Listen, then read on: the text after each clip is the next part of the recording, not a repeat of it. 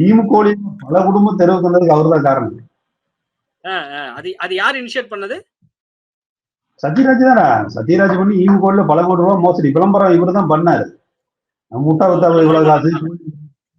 விளம்பரம் இவரை நம்பி ஏகப்பட்ட பேர் போட்டாங்க. நடிகர் ஒரு நடிகர் அப்படி வந்து போடலாம் பண்ணிதான் பல பேர் திமுகவுல அவங்க பல விவசாயிகள் போனாங்க. அதுல சிறைக்கு அந்த ஈமுகோலியோட ப்ரொமோட்டர்லாம் சிறையில் இருக்காங்க.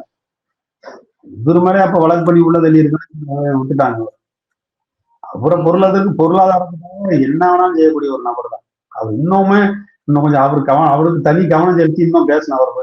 அவரு பல பேர் வந்து அந்த ஈமுக்கோழினாலே அந்த நேரத்துல ரொம்ப பெரிய பேசு பொருளா இருந்தது ஈமுக்கோழின்னு. அதுல அவ்வளவு பேரை வந்து நஷ்டம் அடைஞ்சிருக்கிறாங்கன்றது பின்னால அது ஒரு ஸ்கேம், ஊழல் அப்படின்னு எல்லாம் சொல்ல ஆரம்பிச்சாங்க. எம்எல்எம் மல்டி லெவல் மார்க்கெட்டிங் மாதிரி ஈமுக்கோழி ஒரு ஸ்கேம்னு சொன்னாங்க. அதற்கு விளம்பரம் பண்ணியிருக்கிறாரு சத்யராஜ்.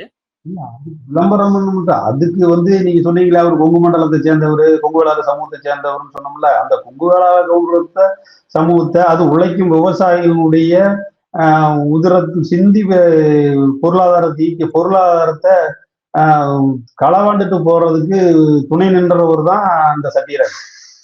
இவர்கிட்ட போய் நீங்க எப்படி இதை போய் நேரம் சத்யராஜ்கிட்ட நீங்க பாருங்க. அப்புறம் பொறுத்தளவுக்கு பொருளாதாரத்துக்கு எதையும் செய்யக்கூடிய ஒரு நபர்.